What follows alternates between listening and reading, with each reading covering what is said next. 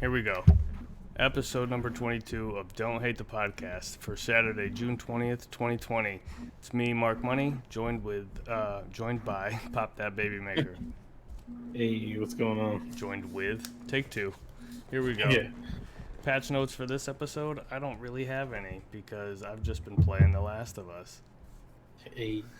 There's a lot of like gaming news to talk about, and I could run down the list of topics that we have, but I just feel like this is going to be one of those that's going to go wherever it goes. Yeah, definitely. Mike had prior obligations this week, so he won't be joining us.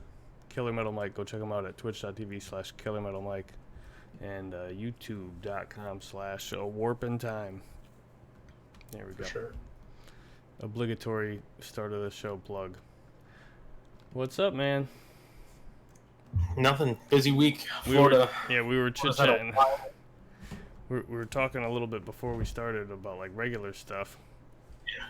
But you didn't really go into too much detail. I was gonna say, oh, go ahead. No, it's just, it's like, I don't know. It's been one of those weeks where, like, I feel like,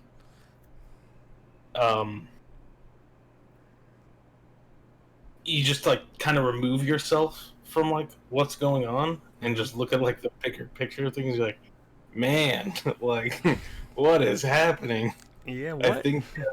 I think Florida recorded, like, 21,000 new cases of the virus from, like, Friday of last week to today. 21,000 new cases.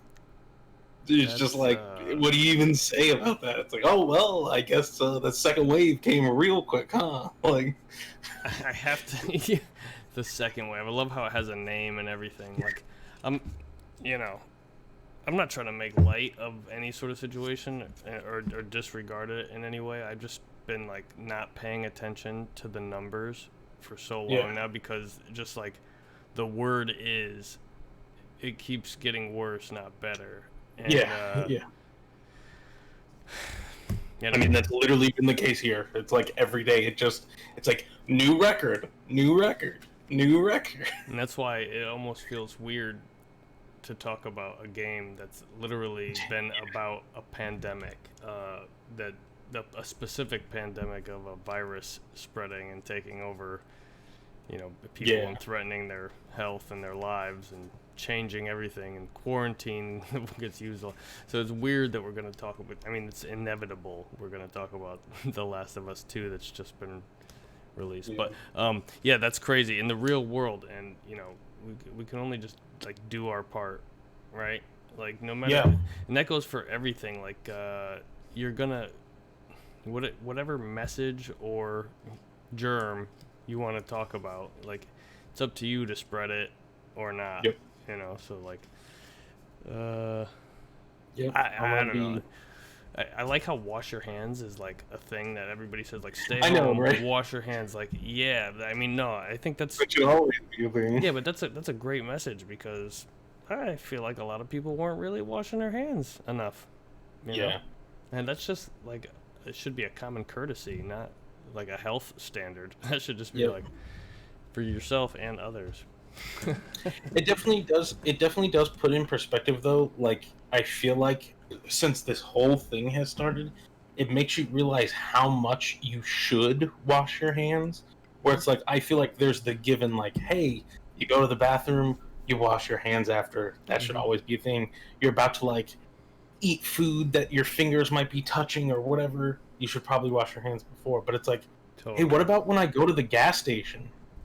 And, like, I go inside, hand them my card, I'm sticking a card in a machine, pressing buttons, then going outside, touching this thing that hundreds of other people have probably touched today, just pressing another button that hundreds of people have probably touched. Like, it's and that's all fine, like, if you do that in your daily routine or whatever, but it's like then before you go home and eat something, you might want to...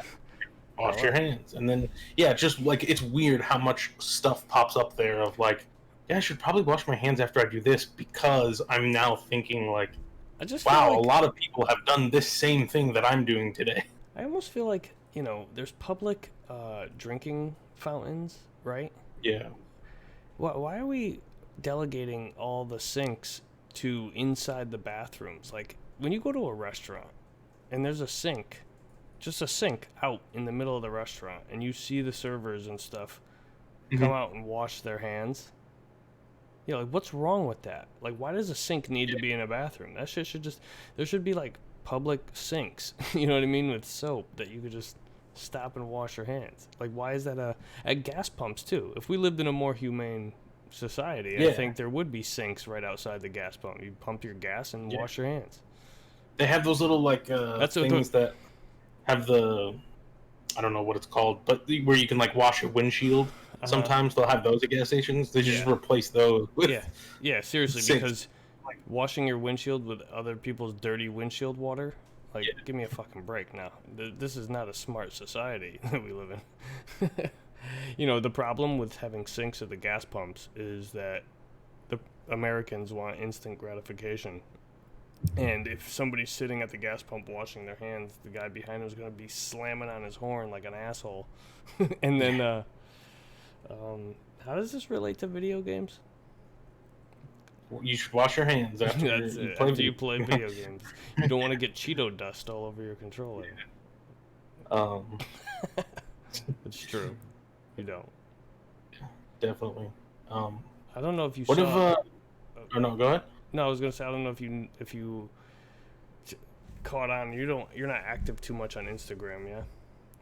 Yeah, not a whole lot. I started a new like gaming Instagram. I'm not even gonna plug it here. I'm trying to see like how well it does organically. But not to spoil anything in The Last of Us 2, but you know, did you see the I don't know if this is a spoiler or not. It's not a story spoiler. It's more of like an environmental like thing that I found. It's one day after the game came out. I'm not gonna say it. Yeah. I won't. Especially because, like I said, I'm only like an hour in. Like, I'm pretty early on. So. Well, so man, that makes me feel bad about my post on this Instagram. But like, it's a screenshot. It's very not obscure, like, but it doesn't. There's nothing in the picture that gives away that it's from The Last of Us. But it was just a cool thing that I saw and went into photo mode and like snapped a shot of. Nice. Man, now the suspense for everybody listening. Yeah. Sorry, I'll see if I find that thing next week. It'll be like, no, you know what? You'll know, and there's a way specifically that you know is that when you find it, even if I hadn't told you this, it will remind you of me. I think. Okay. I think. It's a weird, like, very self-centered kind of dumbass clue, but I really do think that's a shelf of like Naughty Dog things in a room. So similar to that. Like, if it had been that, which it's not, then I'd be like, oh, this reminds me of Mark. Right. But right. I got you. Yeah. So yeah, it's a big Last of Us spoiler. That's not really a spoiler, but I'm not gonna say. You sounded like you were gonna ask me what I've been playing. Oh yeah, I was gonna ask you what you've been playing. That's what I was gonna. I played through as much of The Last of Us Remastered as I could, like the day that it came out, like up until about 11 o'clock. I left my house. My local GameStop opened at 12, so I went there to wait at 11. So up until that point, I was playing The Last of Us Remastered. And, you know, I was playing on Grounded and seeing how far I could get, you know, within the short time that I was playing. So maybe like an hour and a half or 2 hours. Yeah. I just almost got to Robert. You know, I was like, I was fucking up his crew. You know, I didn't have time to go through and play the remaster before this one came out, but like I wanted to just refresh, like, hey, like I want to make sure that I'm not gonna, in case they like, you know, there's hints of things or whatever, like I wasn't sure how the second one was gonna start off, if it was gonna be, you know, whatever. So like I went back and I found like a YouTube channel that did like essentially like a movie of The Last of Us, where they like, it's not all cutscenes. Right, they edited in some gameplay that but it's like it's a very clean cut, like edited version of like they're not messing around. They're not like, I'm stuck in this place. I don't know what to do. Yeah. And it was like, I don't know, something like 6 hours long or something. I watched So something very similar. So I'd been watching it like on my breaks at work all week and stuff, just kind of like Mhm. throughout the week going through and catching myself up with the story before this one came out. Well, And that part that you're talking, like when you get to Rob, like basically like when you take over as Ellie mhm. in the last of it, like that whole section, like the winter section of the game, I feel like is almost like very. Oh wait. No, I'm saying Robert in the beginning, the one where Joel and Tess are going to get their guns. Okay, yes. I was only like 2 hours. You're thinking of who's the other guy? Yeah. Oh my God! Why? He's the worst. Yeah, what's his name? Is it David? David. There it is. Yeah. Yeah. Sorry. Yeah, that's what I was thinking of. Yes. Okay. So Robert. Yeah, very early on. Yeah, very early. Yeah. No, like I said, 2 hours on Grounded. I wasn't getting to David. No way. Yeah. But no, my whole point with that is that the David section, the snow section, or the winter section of the first Last of Us, is like, I was surprised at how much like I don't really remember that section, and I don't know why. I almost feel like it's because like the section in the game after it is like basically the end of the game, right? So that whole section is very memorable because you have like the giraffes and then the end of the game, and then the section right before it is very rememberable because it's like, did Joel just die? I have no idea. Shit. Okay, so full disclosure, spoilers for the original Last of Us gonna be talked about freely. I mean, the second one's out. You've had it came out 7 years ago. 7 years to play. Yeah. So. And I mean, okay, we know he's in advertisements for the second one. Like, he didn't die. Right. But I don't know if that was a huge spoiler that I just dropped. But Joel is shown in the end of The Last of Us and in the beginning of The Last of Us 2. Yeah. So that's the only Last of Us 2 talk that we're gonna do. So with the original Last of Us, what even got us here? I was just saying the winter section. Oh, is the like, winter it section, surprised me right. how much I didn't remember it. And I think that there But might it's be so some good. Like, there might be some reasoning to that, and I think the reason is because, like you just said, we don't know what's happening to Joel.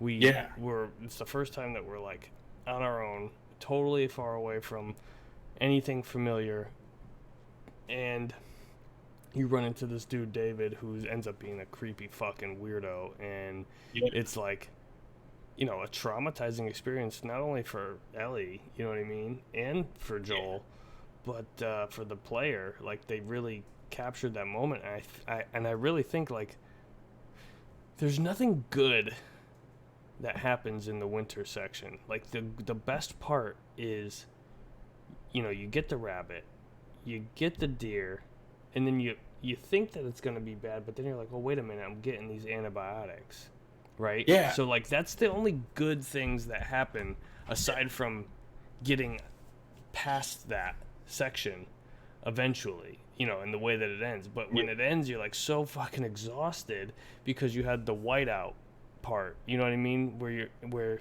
everybody's basically hunting you, and like it's all just to get into the diner fight with David, and like he's being a fucking weird freak crawling around on the floor and whatever the hell is going on in there. So like I feel like as a player you probably block a lot of that out because the next thing that you're doing is petting a giraffe, and it's like the most memorable part of the whole fucking game, and you're just like, I want to keep this moment, because it's so much better than where we just came from. So I could totally relate, because playing through that part was stressful. There was the I completely forgot that at the beginning when you first meet David in that winter section, like, he helps you, like you play together. Like, I had forgotten about that. Like, and you have no choice but to trust this guy. It's like kind of like start to trust him, and then he's like, you hear the clickers coming up, and then he's like, he doesn't have a gun or whatever, or like, he's like, are you gonna Well, he's got his pistol and she's got the rifle, and he's like, "You gonna give me my rifle back now?" And she's like, "You got your pistol. You're good." But yeah, like I don't know. I just found that interesting, like going back and like watching kind of a shortened down version of the game. Like that was the one section where I was like, wow, I didn't remember a lot of this. Yeah. But Oh yeah. So I was playing a little bit of that, mhm. and before that, I'd been playing Horizon Zero Dawn. You knew that, Yeah. but Yeah. man, I suggested that that Mike play through that one too, and that could be another dedicated episode that we do. Yeah. I definitely like. I mean, I feel like I've been a big I know you can't like make her out a ton, but like. I know. What do you got? Some new lights. There. Some new lights going on. Yeah. I'm messing around with some stuff. Okay. But yeah, like. It's a great game. I really, really like that game. Yeah. I just think it fell to like it came out at like the worst possible time it could come out. I think the fact that it came out right next to Breath of the Wild like that and still did as Yeah. well as it did and still has like as big of a following as it does. Mhm. You know, that thing. Honestly, Sony letting that game come out on PC is gonna do amazing Wonders. things It's gonna be for the fun. whole franchise, Yes. and it's gonna And I sell think it deserves- PS5s. I think I think that's a game that like out of a lot of PlayStation 4 games that you could pick to translate over to PC, I think that one will benefit a lot. Like the world that, because it's an open world game, which a lot of first party Sony games aren't. Yep. I think like it being open world and you're having these big like landscapes and stuff, like graphically having that at a like higher frame rate and you know, like better resolution and stuff, like I don't know, I think that game's going to do great on PC. I think it's worth playing through if you haven't played through it. An interesting concept that a PS4 game is going to really do like work its magic to sell the PS5s. You know what I mean? Like the game's gonna come out on PC to get people excited about the new one. Right. That's gonna be exclusive to PS5. So that's an interesting marketing technique by Sony, which I think they're gonna need it, because if we're gonna talk about it later on, like some of maybe what could be considered faux pas, if you will, of their latest endeavor, the PS5. But before we get into any of that shit, have you been playing anything? Obviously the big obvious one that I've been playing is Last of Us 2, and no spoilers. This is what I wanted to say before we started, is that I've been listening to, you know, certain podcasts. I don't really want to like throw anybody under the bus, but it's like one that I reference a lot and talk about, and I would expect, like, I would trust them to not, you know, start spoiling anything. And it's actually several podcasts now have been talking about The Last of Us 2, and like, okay, you can say yes, it's a great game, right? I love it. I love the game. And so far, it's amazing. Like, I feel like that's okay. That's good to say, but like, stop right there. These guys, you know, I'm not even going to say what they were saying, because then I'm doing the same thing, but they're like ranting and raving about certain like features and parts, and like saying like how much that, like, I don't know, I'm trying to be as vague as possible, but then they start reading reviews of the game, and they're like, you know, you can go read what the reviews are. Like, it's getting a lot of high scoring reviews, as to be expected, but they're like saying like, oh, this person said that the game is, and I'm not gonna say it because it's like a very like, it's kind of blowing, it's trying to blow your mind before you get your mind blown, and I'm like, this is almost as bad as spoiling story beats to me. Like, and then you have somebody like, oh, this, you know, it's got a perfect 10, got a perfect 10, got a perfect 10, but then this person at this news publication gave it an 8.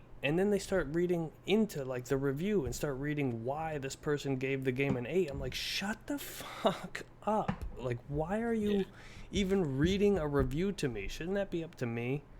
Like, this isn't your review even. Like, if you're gonna read me your review, then it's my fault for listening. But you're reading other people's reviews as if like that's your content that you're creating. I don't know. Like, we read news articles all the time on this podcast, and lots of podcasts do. It's almost like a news show where you don't have writers, you just read the headlines. We do it all the time. But I'm not going to sit here and read somebody. Like, a review is something that somebody like works hard and they play the game for hours and hours and hours till they beat it, and then like write basically a book report on it. You know, why am I going to read somebody else's like work that they worked real hard? I don't know. I was getting mad about, you know, so I'm not even going to talk about my feelings of The Last of Us. I love it. I'm so happy that it's here. It's hard to believe that it's actually here. Like, The Last of Us 2 is here. You can play it right now. If you don't have it, then you got to let it, you know, load onto your machine for like 40 minutes. 100 I've gigs. avoided everything. Like, I haven't watched anything about it. But I haven't looked at any reviews. Didn't you fall victim to some of the screenshots by accident? Yeah, like I'm so curious to see what they were after I finished the game, to go back and see like what did they show. Well, I'm curious because like I'm curious if it's like, was this screenshot accurate? Did they change something? Like, whatever, like, you know, I don't know.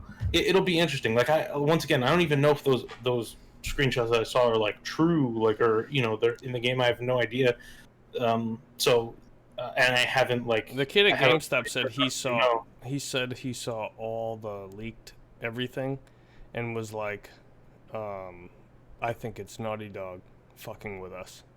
That's what his opinion was when he was like, oh, I saw everything that got leaked and I think it's Naughty Dog fucking with us, because like, how could you let something so easy to stop? Like, how could you let that happen, like, by an intrusion? So I don't know.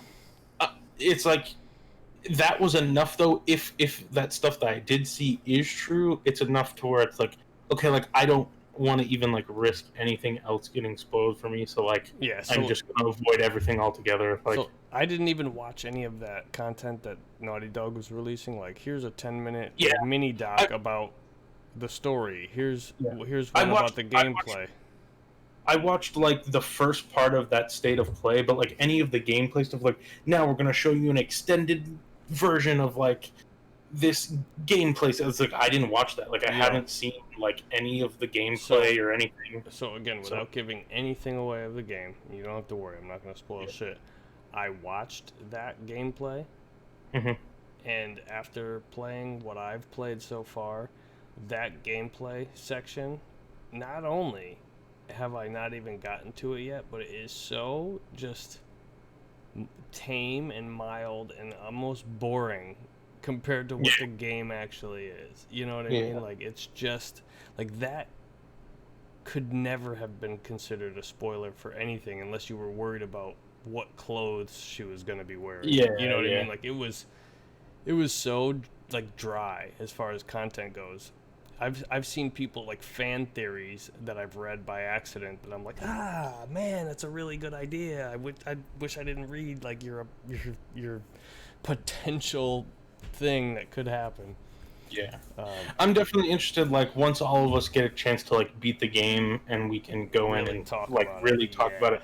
I'm interested because there is, like what you're saying, there is some stuff where it was like, when the first trailer came out, people were throwing around ideas of like, I think this is what this means, and it's like, dude, actually that's kind of really good. Like, I would have never thought of that. And then it's like, you know, like, I'm curious to see, like, maybe they were like close to what actually happens or whatever. I don't know, but like, it'll be interesting to like have those discussions once we all kind of beat the game and see, there's one, again, being as vague as I possibly can, there's one fan theory that I read that really, really upset me when I read it, because like I said, I was like, oh man, I didn't think of that, but that's really good based off of what we already know about the original story.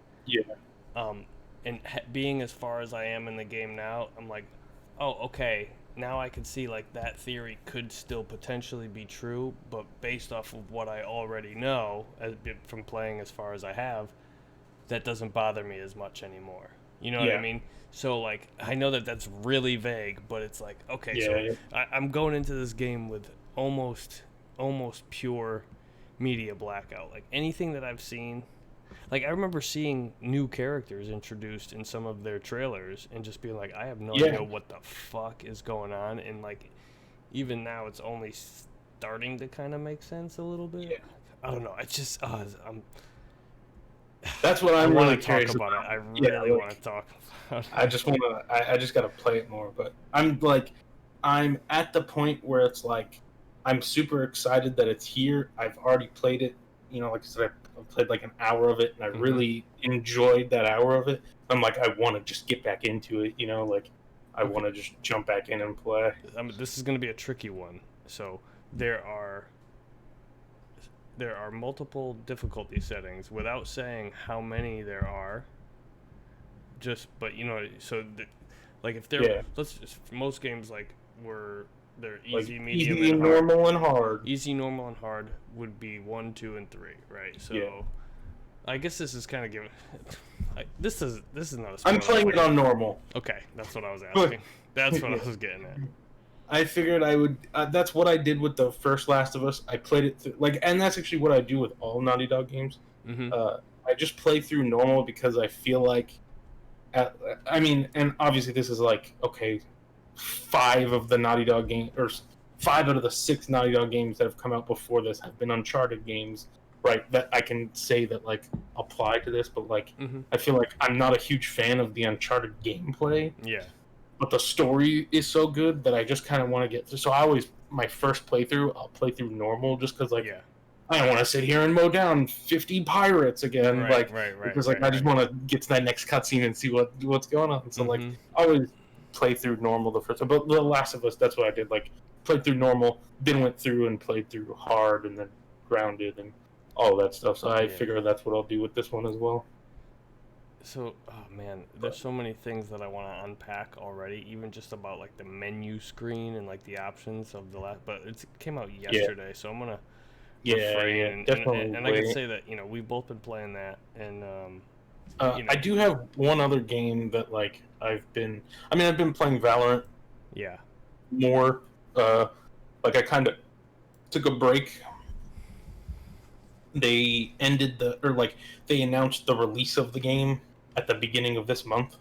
It was like, oh, the game's gonna release like at the beginning of June, and it'll have a new character and like some new maps and stuff. Uh, mm-hmm.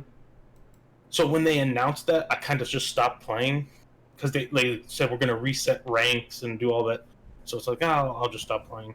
And then I didn't get a chance to get back to it until like last Sunday was the first time I got to play it since the like full release of the game came out. I'm having fun with it.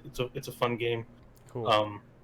But then I also went through and like not 100. I don't know. It's a weird term because like I beat the game already, but I went through and beat the game on all like I guess options that you could get with Hypnospace Outlaw. I thought I had a hunch that you were gonna say that So game. there's not like different endings. They all end the same way, Mm-hmm. but like there's things that you can change.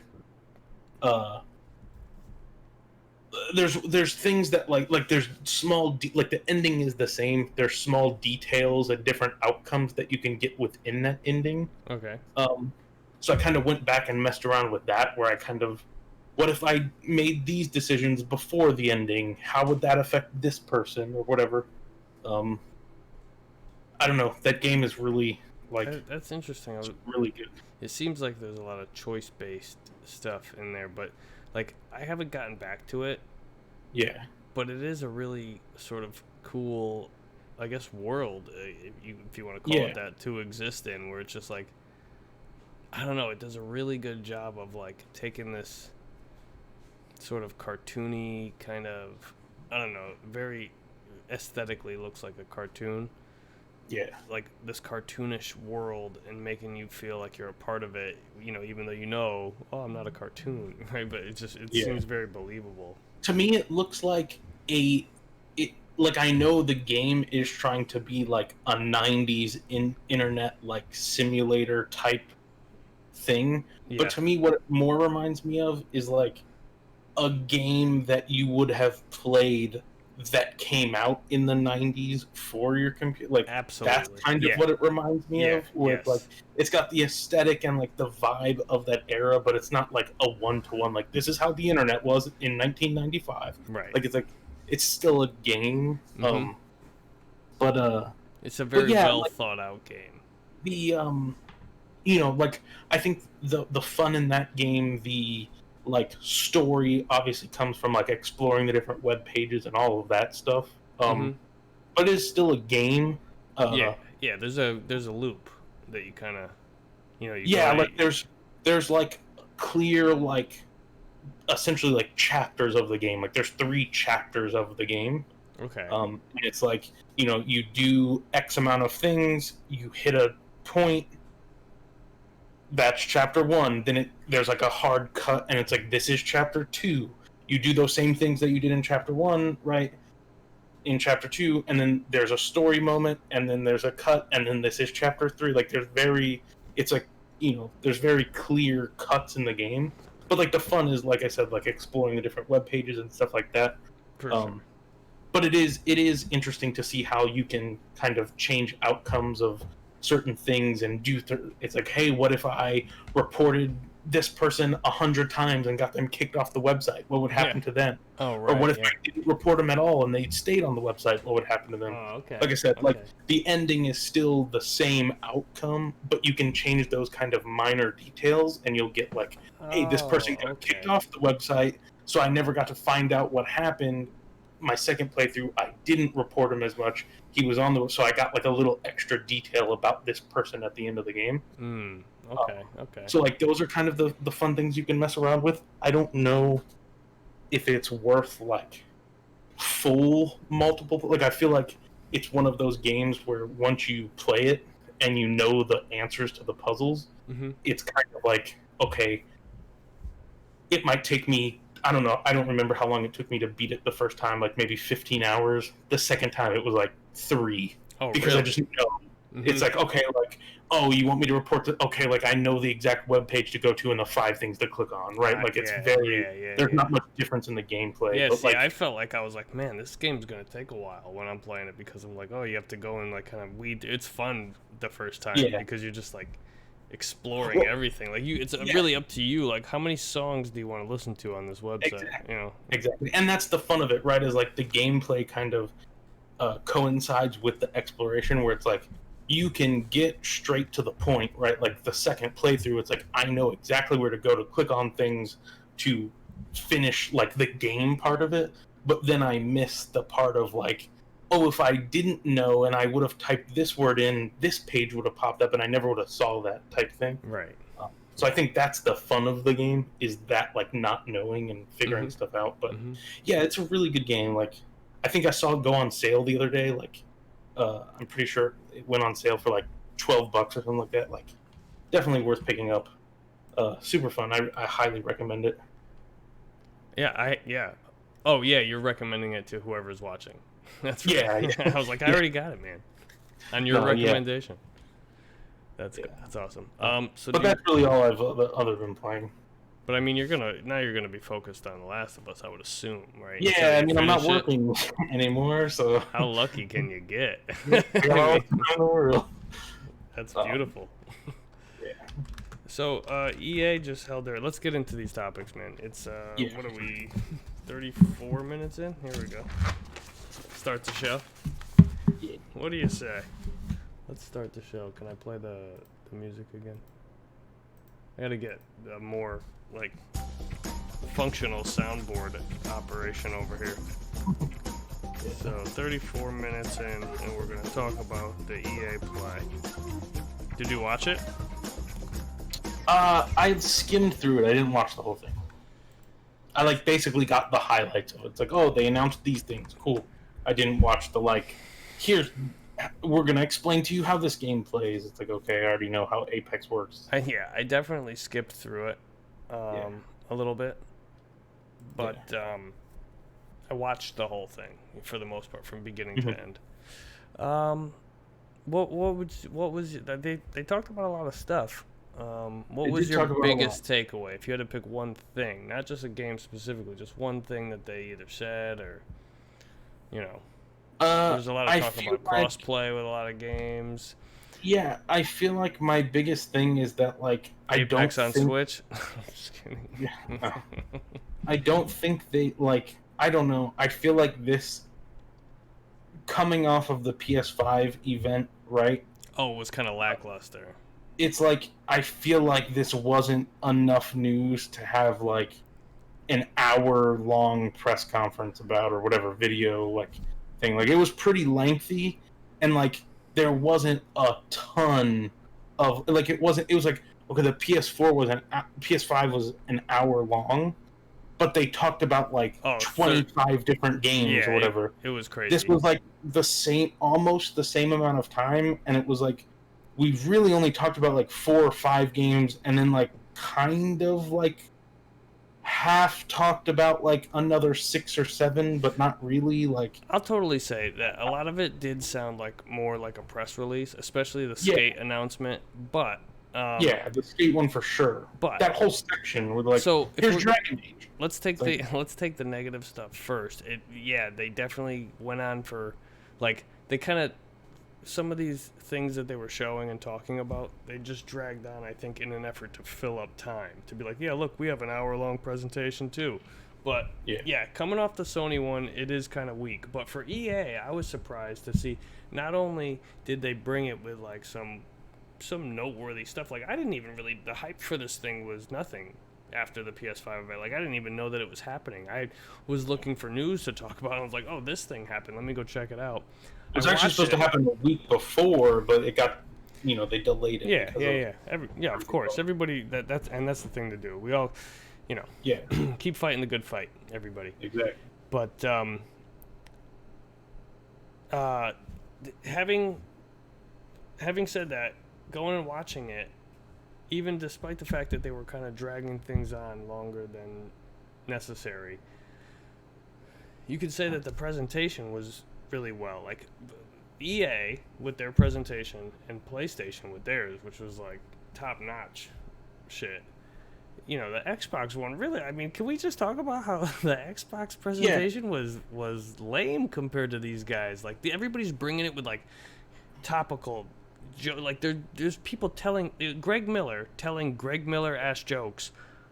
You think is gonna be like the cringiest thing in the world, and it's like no, this just seems like Greg Miller sitting on a couch like talking about EA games. Like yeah, he's paid to be there, but this isn't like making me go, oh my god, this is the cringiest thing to watch.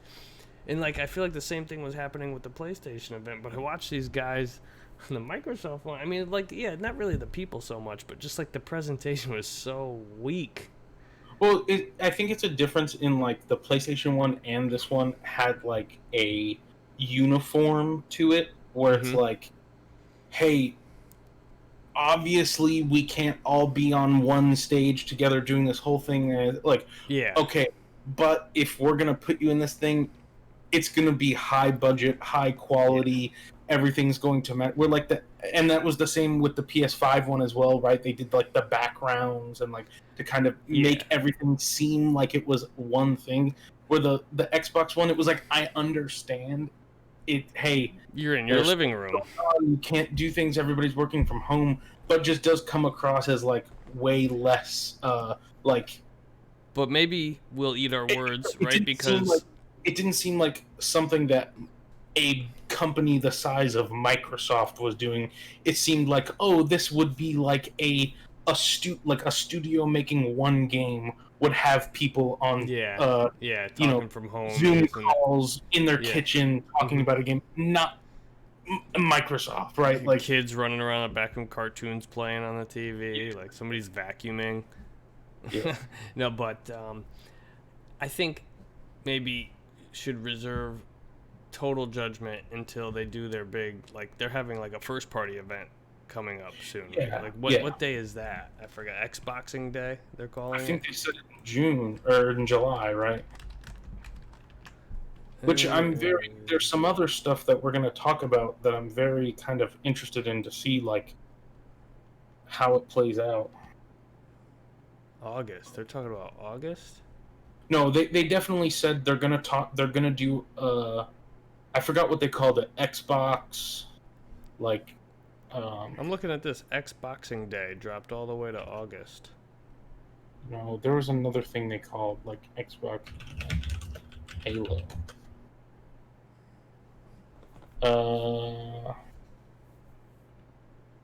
Yeah, July showcase of the monthly. Oh, right. They're calling it Xbox 2020. Oh, right. Slash in between 2020. Okay. So, like, yeah, like, they made that seem like their thing. I don't know, like, it'll be interesting to see how that plays out. Because they're making it seem like it's like, we're going to do one of these a month until the Xbox comes out for each one of our big first-party titles. Mm-hmm. Is what, like, the first one is, like, the July event is going to be Halo. Okay. All right. I think there's probably going to be more. Just the way they've talked about it seems like it's going to be Halo. Anyway, I mean, I'm sure there's going to be tons of people who are stoked to see Halo and, like, watch the whole thing. But to get back on track to this EA play, the first noteworthy thing to mention, I think, well, going from this article from The Verge, right? I'm stealing somebody's work, like I was just talking about earlier. No, but they've referenced Apex Legends coming to Switch and Steam, and crossplay support for PS4, Xbox, PC, and Switch. That's cool. That's the coolest part about this announcement here, because I couldn't care less about Apex. Yeah. But all four consoles playing nice with each other, that's what we need. Yeah. All games. I feel like this is one of those things, though, that it's like, it's obviously like a big deal. Like, I think it need, like, there should be more games like this where you can get it on anything and play with anybody regardless of what system they're playing it on. Mm-hmm. But also, like, this is one of those things that, like, I thought they should have launched with, like, maybe not the Switch version, right? Like, you add that later, but like, it's like they're clearly competing with Fortnite, right? It's a free-to-play battle royale with a battle pass, and like, it's very clear that that's the market they're going for. That's their main competitor. Yes. Fortnite day one, crossplay, all console. Oh no, Xbox, I mean, we have to PC. acknowledge that Fortnite is the king of the battle royale scene, and I don't care what anybody wants to say about PUBG, and I don't care how good the gameplay of Battlezone, right? Is that what it's called? Warzone. Warzone. Great, that's wonderful. I'm just saying. Same thing, right? Like, Warzone launched with crossplay. Oh yeah, right, exactly. It's just one of those things where it's like, I feel like it should have launched with it. It's kind of like, when they announced it, I was like, oh, it already doesn't have that. Like, right. This is Apex saying, like, we want to remain relevant, because if you don't add crossplay, you're not going to be relevant. So I mean, good on them for adding it. For sure. Not want to be negative, but I think going forward, it's safe to say that on the next generation of consoles and PCs and whatever Nintendo's doing, it's got to be like, if it's not a matter of like if or when. It shouldn't be when it comes. It should be either it does or it doesn't, right? Yeah. And if it doesn't, then your game's probably not good. Your game better be amazing if you're gonna have console exclusivity. You know, there's really no reason to do it anymore. Yeah. Like, who cares? I will say the one interesting, like, I think more interesting thing other than the crossplay about this is, like, I'm interested to see how, like, Fortnite obviously has this very unique, like, art style that isn't reliant on, like, graphics, right? It's very, like, cartoony. Yeah, it's definitely easier, but I would say the graphics are nice looking in Fortnite for sure. Well, yes, but what I'm saying is, like, it doesn't rely on that as its, like, thing. Where like, I feel like Apex what, like, does look good. Yeah, it looks really good, and they're clearly not going to be able to have it look as good on, like, there's no, like, I can play Fortnite on PC and I can play Fortnite on my Switch, and there's no difference visually. They look exactly the same. They're clearly not going to be able to do that. Well, you're going to see frame rate increase on the PC, but that's just Ye- limited to yeah. the hardware. That's not. Yeah. But like, I don't know. It'll be interesting to see like what they take away and add on the Switch version. Like, Yeah, I mean, you know, let's it'll be face it. That's gonna run like shit. Apex is yeah gonna run like shit on the Switch when you're playing against them. Like, I hope you on PC. never Yeah. forget about it. They're gonna destroy you. But yeah, like I'll throw that on the like download list for Switch. Like I have Fortnite on there. I never play it on the Switch, but like I'll throw Apex on there. Like I don't know. It's a I free to won't. play game. I feel like you can't complain. I have Right, like- no desire to play that game on any console. I just think Yeah. it's great that they're finally doing the right thing here. Definitely. um, What other things did they? Like I said, I kind of. I mean, all this, you know, they talked about all the stuff that they're bringing over to Steam. So The Sims 4, Titanfall 2, Dead Space 3, A Way Out, and Apex Legends, all coming to Steam and playable within Steam if you own them already on Origin, which is EA's platform. Yeah. But you'll I be able will to say buy it on Origin Steam as is well. The by far the worst launcher of any game, like companies that have launchers. Like there's the Ubisoft one. Yeah. There's Yeah, the you Epic launcher. play. The only Steam. reason I have an Origin account is because like some game, probably like Need for Speed or some shit on the PS4, was like sign up for this and blah blah blah. I'm just like, okay, whatever makes the process go quicker. Let me sign up for this dumb thing that I'm never gonna use again. And then, sure enough, I did use it again. I wanted to download Unravel 2, which I did through Origin, and it worked. So no complaints. But it was just like an extra step. And now, great games like Unravel and Unravel 2 will be available on Steam alongside with all these other ones. And what they said, I think, was everything in the future is gonna be available. If it's on Origin, it's gonna be on Steam. So, not really much more to say there. They announced this new game called Rocket Arena.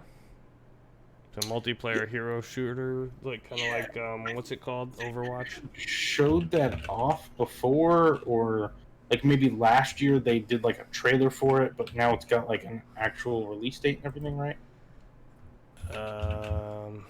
Yeah. Hold on one second. It's a 3v3 like arena shooter, Kick this into gear. and it launches July 14th. Let me see here.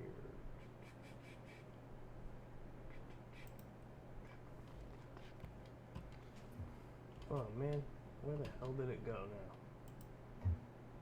Oh, right there. That's right. Sorry, this is real fun podcast.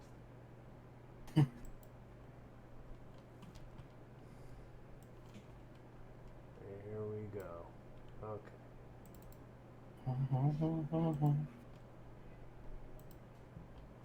Now just work. Last time it wasn't working. Let's hope it works this time. Move this. And here is Rocket Arena. Maybe. Oh no, of course. Rockets away! Of course Let's it's not kick working this now. into gear. The trophy will soon be mine. Why would it work? Yeah, Did you watch the it? audio is working, but not the. Yeah, the audio is working, and for whatever reason. Oh wait. Yeah, this was like a. I don't know. I feel like it's a arena shooter. Yeah. All right, not I got doing it to work. Have you New ever or wondered crazy why or life anything. is so good on Crater? And Sure, just we've got the that. beautiful beaches. I think they did like kind of come out after the fact and essentially say this is going to have the like Fortnite model where it's like there's going to be skins and emotes and like there's a battle pass and like all of that stuff that like you kind of would Holy ask yourself, is public this game going to have that stuff? Like they were like, yes, it is. And exotic destinations. Okay, I got it to work finally. Sorry. People are courteous and friendly. I just can't click off of it because as soon as I click off of it, it stops working. But I'll tell you what, this game kind of just looks like it's ripping off a bunch of shit. If I'm being completely honest. Like Overwatch, but with like the Fortnite graphic. Yeah. But then like a. It looks almost like Ratchet and Clankish. Let's hit the trail. Right? Just like the way that you aim the weapon and shoot it. Yeah. I'm getting like kind of Splatoon vibes from this too. Yeah, it looks alright. I don't know. 3 versus 3, right? That's what Splatoon is? Splatoon 5. 5v5. And just the name. What's the name? Rocket what? Rocket Arena. Right? Rocket Arena, yeah. How many people are gonna confuse that with Rocket League? Yeah. I'm having a blast. Full speed ahead. Yeah, this one's interesting. I don't know.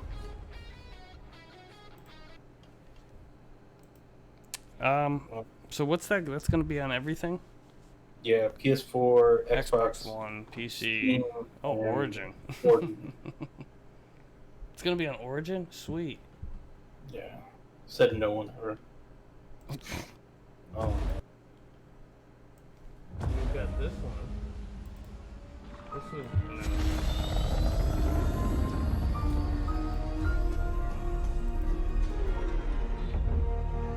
I've not seen anything on the screen.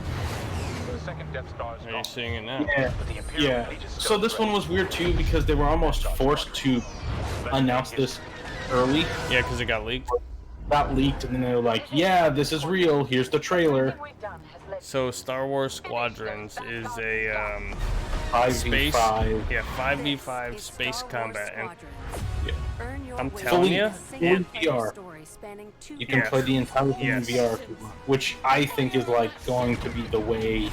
Like it's Oh, like, for oh, sure. I the want question to is, play them. does it have joystick support?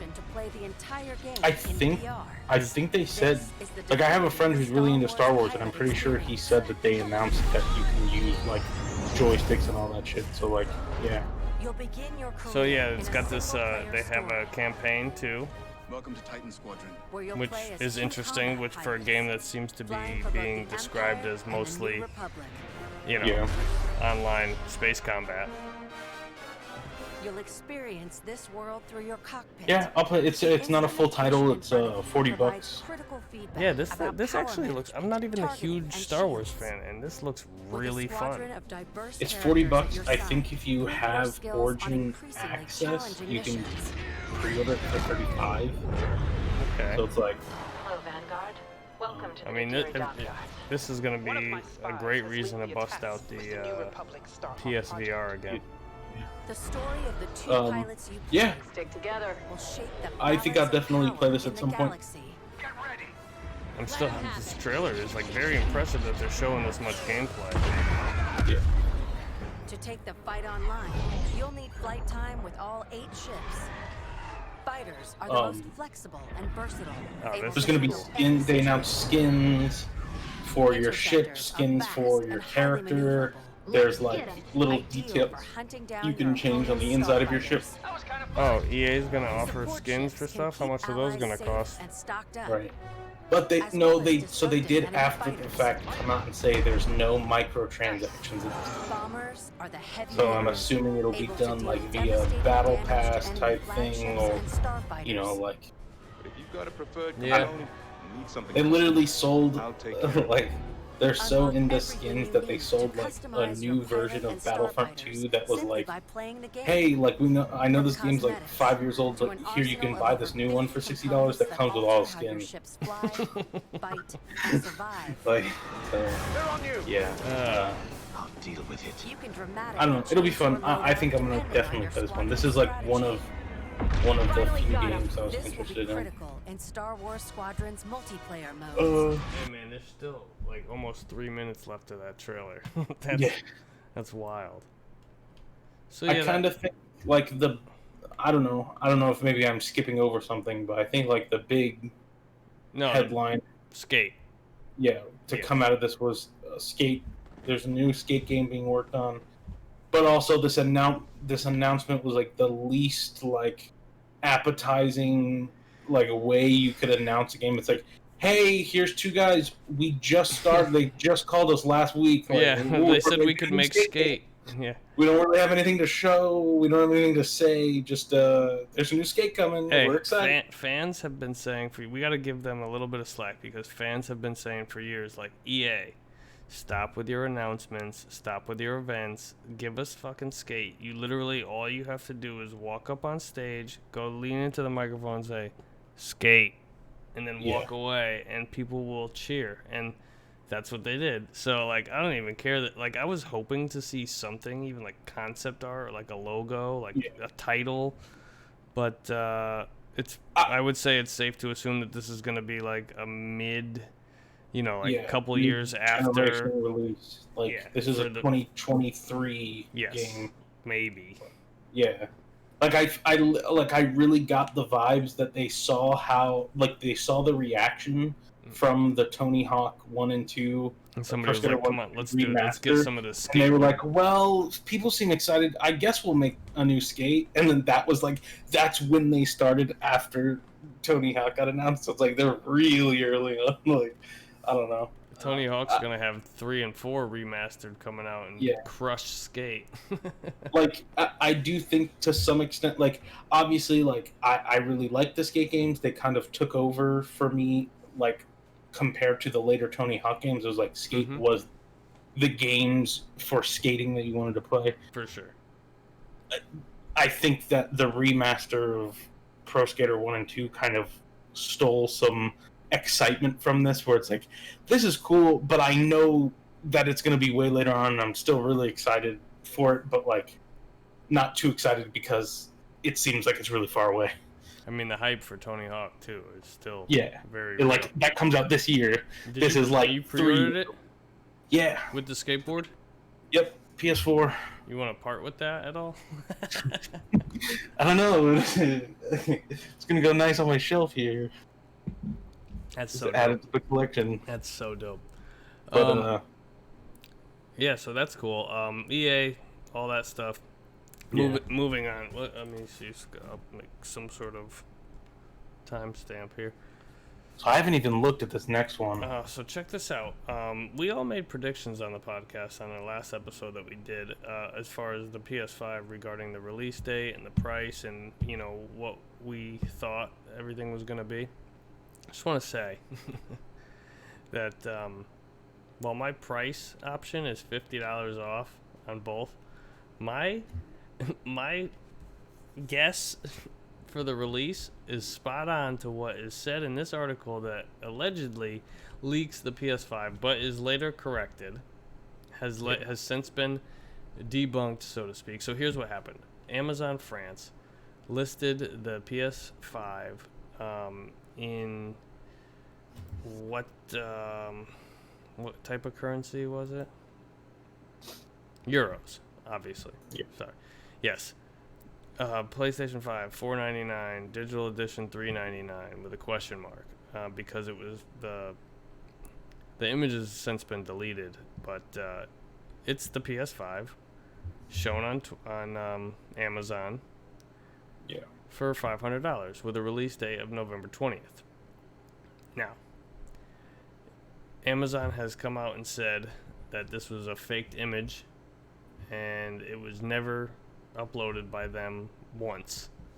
Yeah. Because this has happened in the past, right? That things have gone up by accident. Somebody flipped a switch too soon or something.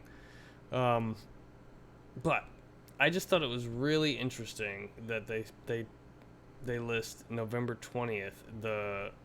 So the PS4 was released on November 15th. Yeah. 7 years ago, almost. And November 20th is the Friday or Saturday. It's the Friday, I believe, 1 week before Black Friday.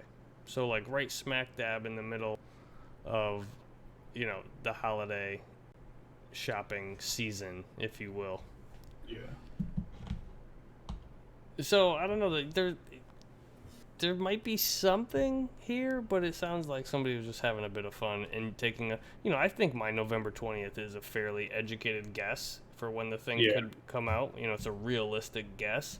So maybe that's just a coincidence that they put November 20th as well on their pick. But what do you think about the $4.99? It's obviously in euros, and they have something. So like they translated it to where it'd be $5.50 and $4.50, right? Oh my God, that's my guess too for the price. It's like that's what like it translates to like. Wait a minute, that was my it was $5.50 for the disc and $4.50 for the digital. Sorry, no, it like. This is where it was like 100% like, okay, this isn't real, because the $4.99 translates to $5.65. Oh, I'm like, right. there's no way that they come out with five. Like, it's just, that's not gonna happen. It's gonna be a clean like $4.99 or $5.99. Like, it's not gonna be $5.65. Like, but yeah, it translates to $5.65 and $4.50 for the. But doesn't that account in Europe? Don't they account for like the tax included already? Right, so that might be the. I mean, if even if it was $5.50, it would be more than $15 tax. That's true. But yeah, like I don't know. It'll be interesting. I'm still like under the thing that like. You think that the digital edition is going to cost more? Which I know seems crazy, but I feel like they're gonna throw in like, here's the digital edition with like a 4 terabyte hard drive SSD, and it's going to be more. Well, like, make no mistake. If they include a larger hard drive with the digital edition, then make no mistake, it will be more. I'm just saying, if they have the same size hard drive, the digital one's going to be cheaper.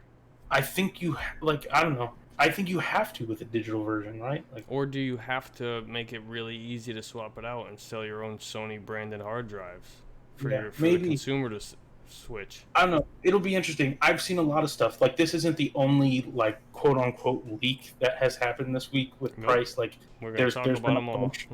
Yeah, there's been a bunch that have come out with like pricing and stuff. So it's like I don't know. Like, it'll be interesting. Like, I think whatever Sony is planning next, I don't think is super far away, because like I have noticed, like, if you go to like I said, before we started the podcast, I was trying to help a friend find a PlayStation 4. Mm-hmm. And it's like, you go on GameStop, there's a PS5 section now, and it has all of the stuff, right? Like, it has everything. It just doesn't have a release date or a price. And like Walmart has one, and Best Buy. Like, it just seems like it's right. Like, they're gonna announce this soon, I think. Like, or there's going to be more information coming out. And so you don't think we're going to be waiting till November? I don't think so, no. Because I think it's coming out in October. That was your guess? October 30th? Yeah. Mm-hmm.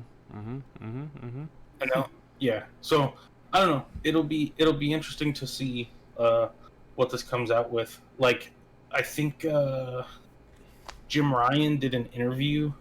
Yes. Where we were talking about the price and like made it seem like it wasn't going to be cheap. Like, it was like basically said something to the effect, like, I don't know, the way he like worded it made it seem like he was trying to get around the like they asked him like, well, with like COVID happening and unemployment being at a high, like, how does that affect your thing? And like his answer was something like, well, we're always thinking about that, but like, we're thinking about like value per car. Like, I don't know. He just made it seem like it was going to be like a high price. So like, I still think it's going to be $500 for one and $600 for the other. It's worth noting that the article that reports on the leak that I was reading from is a Forbes article, and as you know, may or may not know, that Forbes is, deals with business. That's like money. And down here in the article, when they talk about how they talk about how the thing was a fake, but then the person writing the article, I quote, who am I quoting here? Who wrote this? Let me give them. Hey, I just gotta check on my dog real quick. I'll be like one thing. Yeah, that's fine. Okay, so Eric Kane, writing for Forbes, in regards to the PlayStation 5 price and release date allegedly leaked by Amazon, which has since been disproven as Amazon says that this image is faked, and there was never any such item uploaded to Amazon. So anyway, he writes later in the episode, Amazon states that the image is faked. Screenshot's not real. Okay. So it says the digital edition would be $399 and the standard PS5 would be $499. And he writes, this actually seems like the correct price to me. This the price that Sony should launch these editions at. The PS5 shouldn't cost more than $499, but it probably shouldn't cost less either. And here comes Pop. He's coming back, and there he is, back. So I was just getting to the part of the article where the guy basically is saying that the $399 and $499 price points for the, this is kind of the general consensus that people think that the big one's going to be $500 and the digital only is going to be $400. He says this actually seems like the correct price to me, the price that Sony should launch these editions at. The PS5 shouldn't cost more than $499, but it probably shouldn't cost less either. That's because Sony should capitalize on early adopters who are willing to pay more for a premium product at launch. This gives Sony flexibility to lower the price and capture new segments of the market down the road, allowing more price elasticity as the PS5 gains a foothold in the market. Price skimming, in other words, is an important strategy for a brand like PlayStation, which fierce consumer loyalty as well as a wider casual market. Launching a high-demand next-gen console at too low a price point could be just as detrimental as charging too much. And it's easy to kind of see, like, the PlayStation elite, if you will, like the people, the diehard fanboys, right? They just want the next PlayStation, so they don't care what it costs. They're going to go buy it. And if you launch it too cheap, they're actually going to be like, oh, well, why is it so inexpensive next to Xbox $500 machine? You know what I mean? Like, why is this one not as expensive? And then that's going to be a point of contention. Like, I agree with the latter of that statement of, like, you look at the PS3, right? And it's like, clearly they launched that way too high, and that kind of cost them, right? But I also think the same can be said about the PS4, where it was like, hey, the Xbox launched at, what, $450, I think? Did it? And the Xbox launched at $450 and the PlayStation launched at $400.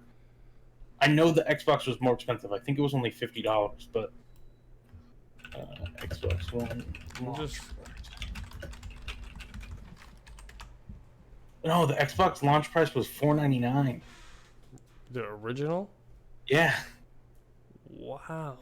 And the PS4 was $399, right? Yes. And so, like, I think that, like, the opposite, right? Like, it's definitely bad to launch too high, but I think, like, if the Xbox Series X came out and it was $500 and they're like, ours is $400, I don't think that hurts it in any way. I think it helps it, because, like, at the end of the day, like you said, the people that are on one or the other side are going to buy that one regardless. Yeah. Then I think you have this giant chunk in the middle that looks as like, well, this one's $100 cheaper. I've got a really fun list here, but I see what you're saying. That it can go either way. And I think they've proved that, like, there still is flexibility there, right? Like, the PlayStation 4 launched at $400, and then eventually they dropped it down to where, like, now the Slim came out and it's $300. Right? And the Pro is still $400. The Pro is $400, but the Slim is so there is, like, room there for, like, oh yeah, the PlayStation 2. Look at the size of it when it came out, and look at the size of it when it went out, and, like, they were probably building those things for next to nothing by the end of its life cycle. Yeah. And the tech gets cheaper to produce, right? Right. Like, it's the same technology. It's not like it stays the same price, and they have to, like, factor in that, hey, in 5 years we can lower the price, and so, like, all of the stuff that is making up the console will also get cheaper over time. Right, and in an instance like the PS3, and they had that custom chip running the whole thing, it was like that wasn't gonna get cheaper over time because that was like same thing with like Sony's stupid memory cards for the Vita. You know what I mean? Like they cost a lot to make because Sony's the only one who makes them. you know. This really cool list while we're talking about console prices. It's you know, game consoles launch prices, and then the same, you know, the price of it adjusted for inflation, you know. NES, you want to guess? You want to make a game out of it? For like, what am I guessing? Like price adjusted off inflation, or well, I mean, you could guess either one. Tell me which one you're guessing though. Price at launch or adjusted for inflation? Guess the launch price of the regular Nintendo. That was in 1983. I have no idea. I'm gonna say it launched at $250. Okay, a little high. It launched at 180. Adjusted for inflation, it's 428. Give me 1 second. Yep. I'll share that link in the doc.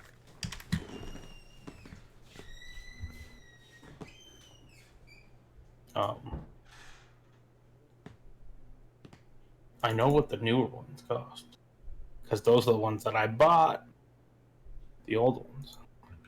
The NES came out like 10 years before I was born. So I don't think I'm ever gonna know that one. But, all right. What? No, I was just talking about how the NES came out like 10 years before I was born. For $180. Yeah. In 1983. Master System's kind of not that interesting.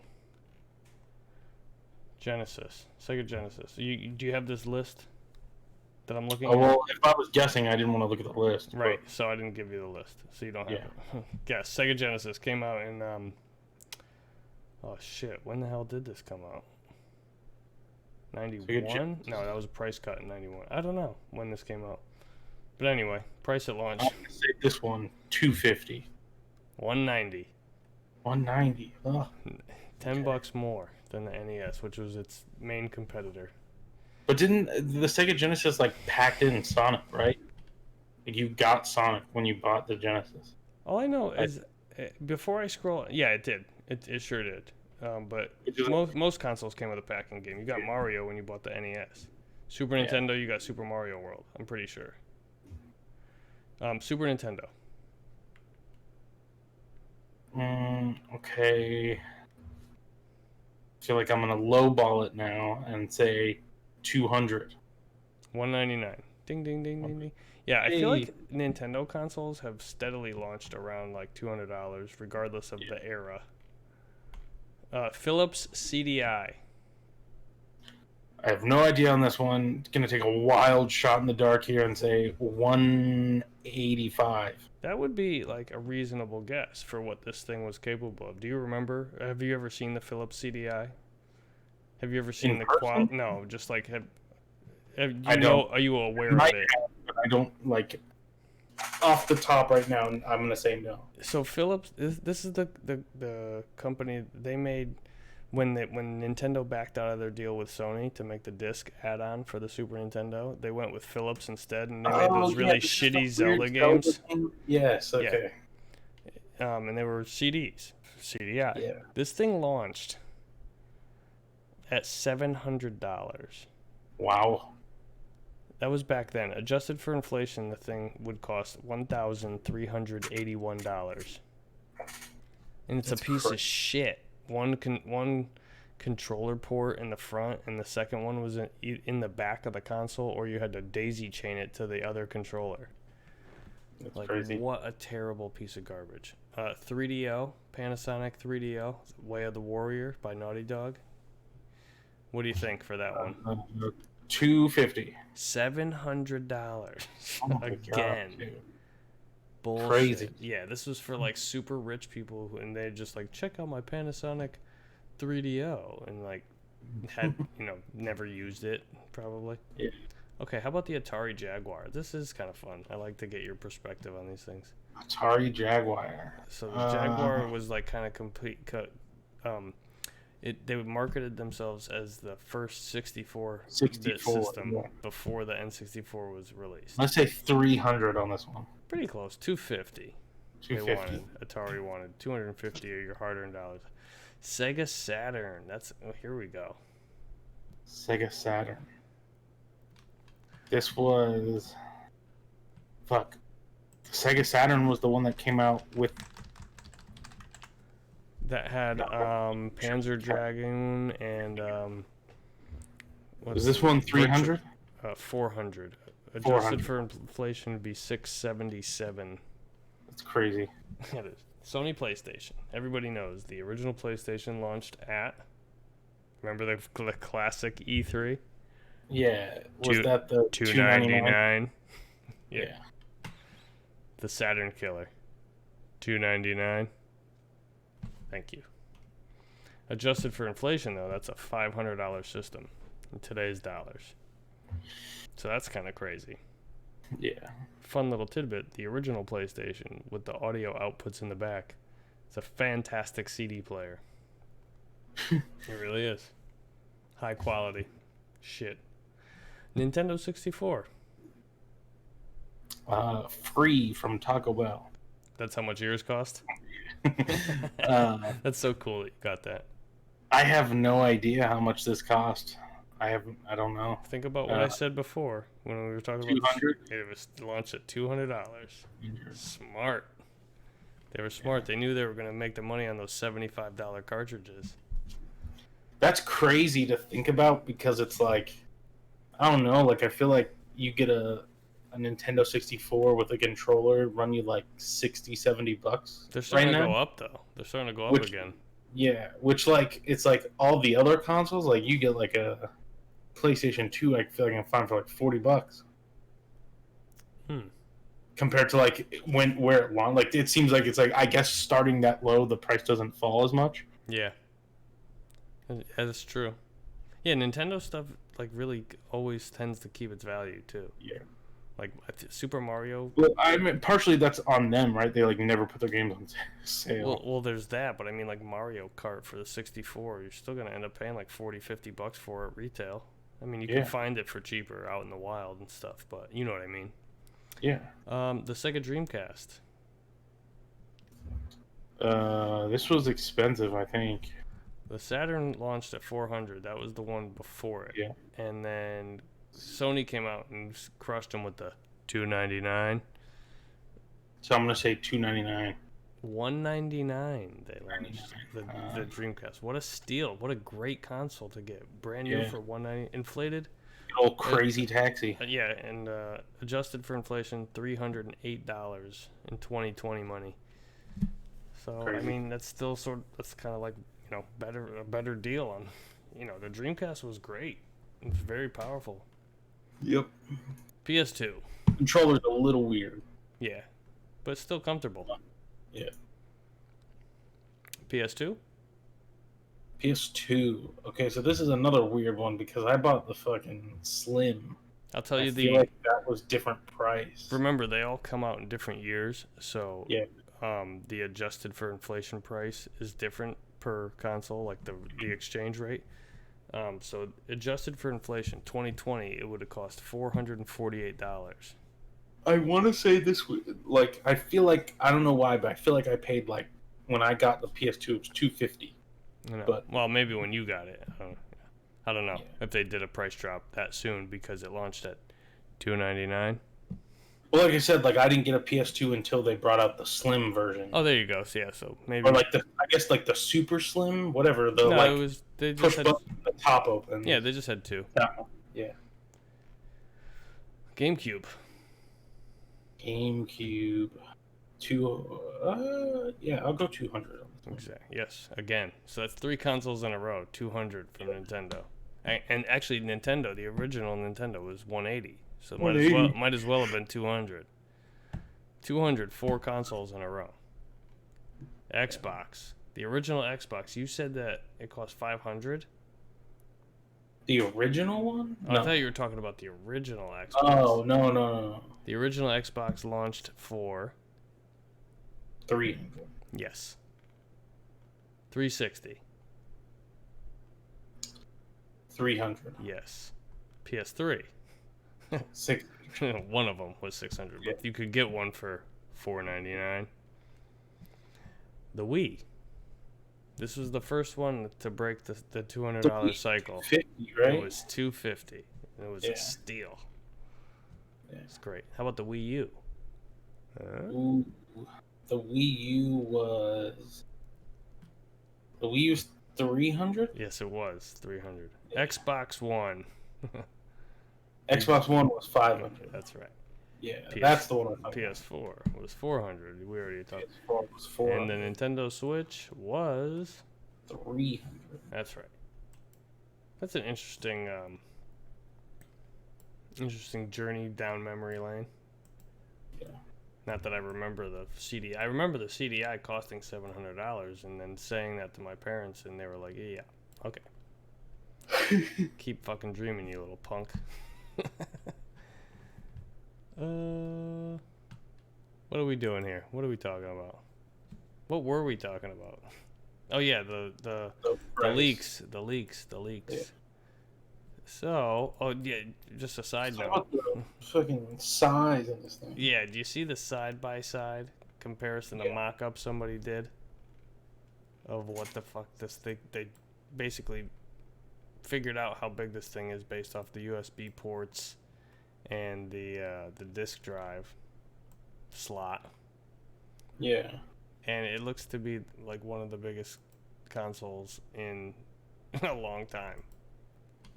I think like what they say was it's something like the PS4 Pro is 13 and a half inches Tall, Like, right? tall. Yeah, like If it you're was vertical, standing it on 13 and side, a half inches. And this one's like 4 inches taller than that. Yeah, that's crazy. What are they saying here? Yeah, 13 inches tall for the PS4 Pro, and they got this one at 15 3/4. Oh, okay. But So that's still. yeah. I think the thing that I was more shocked about this is like this mock-up where they have all the PlayStations and all the Xboxes. The thing that I think I was shocked about the most is how like wide the Xbox Series X is. I feel like I don't know why, Wow. but I was thinking it was like much smaller than that. Oh, so it's a 6-inch rectangular prism squared, like 6 inches. Yeah, I maybe I just like missed some information. I don't know. When I saw how wide it was, I was like, wow, like Yeah, it's pretty wide. the thick boy. Yeah, the Xbox One X really is surprisingly the It's like, petite one here. yeah, but But I guess, I mean, the Series X and the PS5 are basically like PCs now at this point. Like I told you, man, we're getting there to the point where I would be surprised if they say it like, oh, you could pop this black part off the PS5 and fucking upgrade the graphics card in 5 years, you know? and look at the PS3, dude. The PS3 is like, I don't know if you have this graphic up, but like I the had that PS3 is graphic almost somewhere. as tall, but then like I feel like way wider. Like the original PS3 was big. Yeah, oh, that thing was, I think I have one around here somewhere. Also, they don't have the original Where is- Xbox One here. Which, like, I feel like the original Xbox, I don't know how big it was, but it weighs like 30 pounds. Like, Xbox is hefty. That shit was a big mamma jamma, that's for sure. Yeah, where So, is I don't it? know. Oh, here's People the have one been, I'm like, looking for. making a big deal about this. I feel like, I don't know. I'm going to stand it up and it's going to be fine. This like- thing, it just looks like a monolith. So now I have it next to the PS3 Slim, the PS3, the PS4, the Pro, the Series X, the One X, the Xbox One, the original. Wow, that thing's a beast too. The 360 and the 360 Slim, and this PS5 just like looks like it could eat all these other ones. Like maybe the PS3 and the PS5 could team up and just destroy Dude, everybody. the PS3, I think, will just. The PS3 is like an offensive lineman in the NFL. This shit looks like if you threw it at somebody and hit him in the head, you would kill them with it. Yeah. That's fucking huge. Like the PS3 is like 5 switches stacked on top. I wonder how much the thing weighs. It looks like it's like heavy too. You know?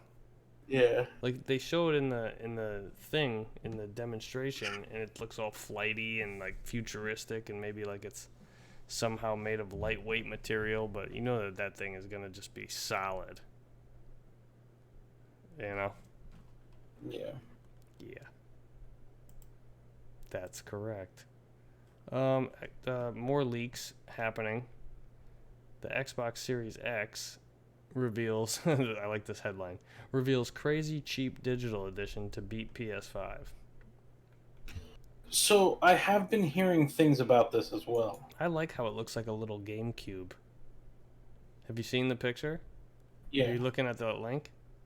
It's like, so take the Xbox Series X and take the top part with the grate, and you know that part remains, but just cut the thing in half. No disk drive. Just got the power button, the Xbox logo, and the top, you know, mesh grate.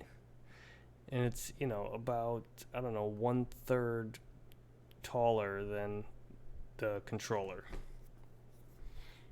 I like it. I like how that looks. And I think if I enter into the Xbox ring this generation, that will be the one.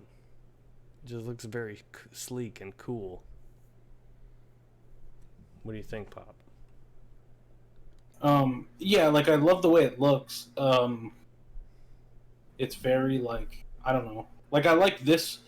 Maybe I just like white colored consoles over like black colored consoles because they just stick out so much more. Yeah. But it's like I feel like when you think about like, at least when you think about like PlayStation and Xbox, I think of like mainly black, which I guess the 360 was like white, but I don't know. Yeah. I just feel like the white just sticks out so much more to me. But like I had the white PS3 with the slide top. I mean, yeah, oh yeah, that thing's dope. I mean, most people though, they want their appliances either black or silver. Or white. Or okay, yeah. Right? Because that's just like what they've always been. Like most people want black electronics in their entertainment center because it kind of just blends in, right? The one that always talk about is like if you have like a nice, very elegant sort of setup in your living room, and then all of a sudden you've got this bright like crimson red fucking Spider-Man PS4 Pro with a white spider on the top of it, you know, just sticking out, clashing with everything else in your entire house. Like most people don't have that, right? They just have like a little black box that's concealed with everything else in their entertainment center. Yeah. These white But consoles look more like furniture, if you ask me. Like they look more decorative, and that's cool. It's like What I don't understand is this price in the article, this price breakdown. Yeah, because it's so. I think what we're seeing is that I think what you're talking about the 200, 400, 500. Yeah, like is there 3 of them? Like I don't. Well, I think so. Or are they saying it might be one of those 3 prices? No, I think what they're saying is that the Series X is going to be 500. This is their guess. This one, which is likely to be called the Series S, is will be 400 or 400.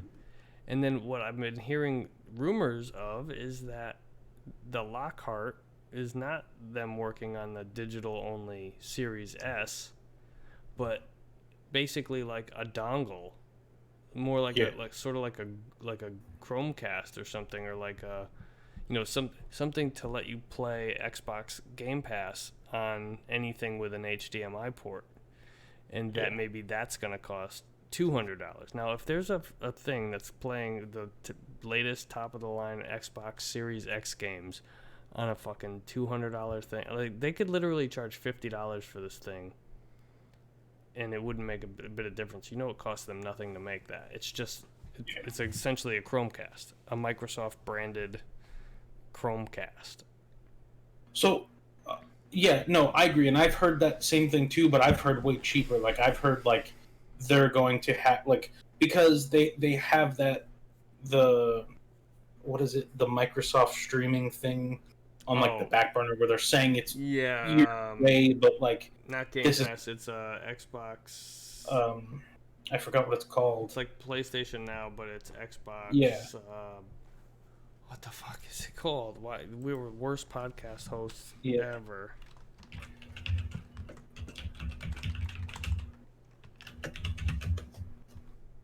xCloud. XCloud. Oh my Called god. Project xCloud. That's right.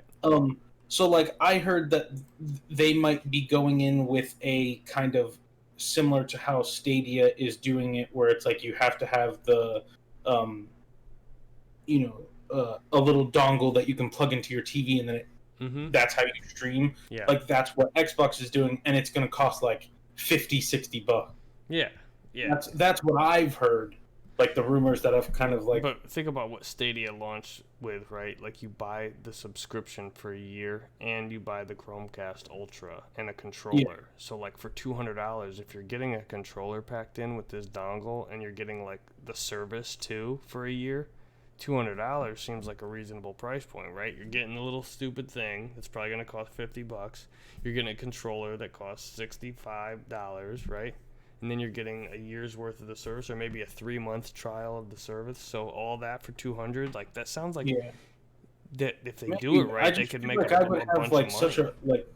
At least me personally, I feel like I would have such a hard time spending $200 and getting like a little USB drive. You and me like, might, yeah. but I feel like people who like But they don't, maybe, they've yeah. never had a video game console yet, and they want one, and their parents like know enough to say like, well, he doesn't need all these discs, right? Digital is the way to go now. Okay, you could get this digital one, but then there's still like a machine with wires. Like, look, oh, this one's only 200, and all I need is good internet. Like, yeah, that's the one for me. Like, I think a lot of kids are gonna be getting the $200 Xbox for Christmas this year. So here's my thing with this with the Xbox person, where I feel like Xbox is kind of more I don't know.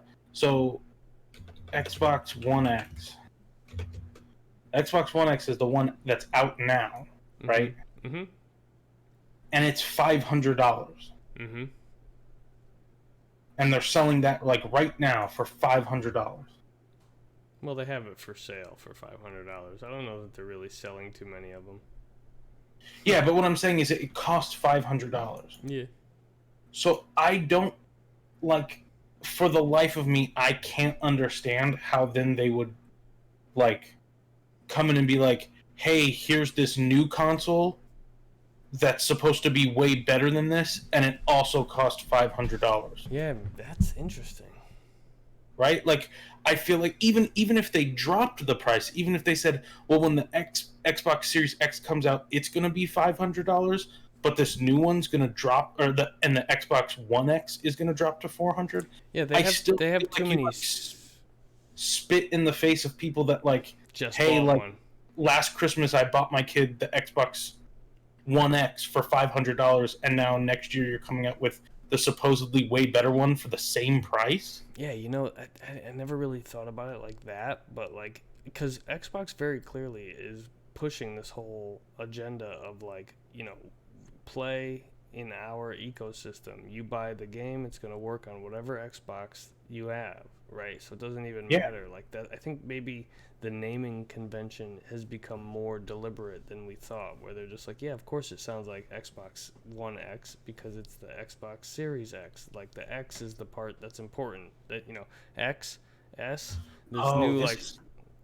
or yeah, like they have the Xbox One X Cyberpunk edition. Yeah.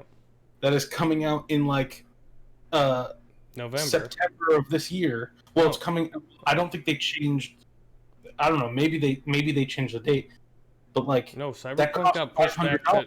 See, that's the other thing that made me think the November 20th for the PS4, because the So Cyberpunk got pushed to November 20th, didn't it? And now they're saying that it's like Cyberpunk will launch with the PS5 and Xbox Series right, X. but not the next So gen is it version like- of it. It's the Yeah, yeah. PS4 version is going to come with. It's such a confusing. Like, Yeah. I feel like we could have went like 3 more years with the current consoles and everything would have been fine. If I'm being So totally honest. I will say it is interesting right now where it's like I just typed in Xbox One X and it took me to Xbox's like page Mm-hmm. and there's a bunch of Xbox One X bundles for $299, Really? which is crazy because it's like the original price is $500, Yeah. and it's like, oh, I could get Fallen Order with my Xbox One X for $300. So maybe I think here's my guess. If I had to guess, I know we've guessed with PlayStation. If I had to guess with Xbox, I think the cheapest that they could go that would make sense for the previous like base of consoles is like the new one is $500. That's the like starting point. Like I don't think they can go any lower than that.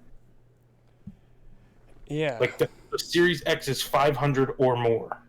The PlayStation 5 has a little room to like mess around there, right? Like I wouldn't be shocked if you got the PlayStation 5 at $600. I also wouldn't be shocked if it was $500, and I wouldn't be shocked if it was $450, right? Like Imagine I feel if they go 450 and 400 for the two Yeah. SKUs. That would be amazing.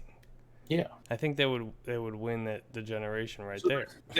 There's that like thing that came out that said that the Xbox or the PS5, what makes up the PS5 is costing them $470 to make. I gotta be It's honest, not man. like out of the question for them to sell it at a loss. Like, I really like the Cyberpunk Series X. yeah, But man, $300 for one. This is making me want to buy an Xbox just because I got the 4K TV now, and this has 4K HD Bluray. But PS5's gonna have that. yeah. that should I just just feel wait. like it's like, oh well, I could spend $300 to get that on, or get the Xbox with the game, or I could just buy the game on PC for $60, That's true. and it's gonna run way better. And actually, Like- I'm looking at like you got the Gears bundle, you got the Forza bundle. Yeah. That's all So shit is- that's on Game Pass. So It is interesting that those are cheaper, but I don't know. It'll be interesting to see the price. I think Xbox is going to announce the price first, yeah, and then I think PlayStation will follow up, and I think PlayStation will either match or be cheaper than Xbox. I would be shocked if it was the other way around. That's how Xbox wins, right? Like if Xbox says, "Hey, the Series X is $400," they just won. Like yeah. the- I mean, I don't think. and it's cheaper and more powerful. But that's what the PlayStation 4 did, right? Like the Yeah. PlayStation 4 was $100 cheaper than the Xbox, and it was more powerful off the start. Like, so it'll be interesting. I don't know if Just how much. they do. Yeah, it's gonna be interesting. What was the other Xbox thing? Oh yeah, that is this. That's what you were just reading from? I wasn't reading this, no. Oh, the leaker says Xbox Series S will be so cheap that the PS5 can't possibly match it. Yeah. That's some other leaker who's like been, good.